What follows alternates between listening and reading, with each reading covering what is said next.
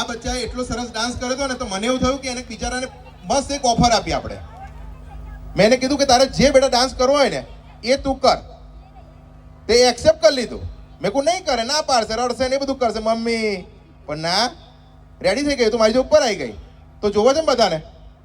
જોવો છે ને? યસ બેટા, રેડી? ચલો પ્લે.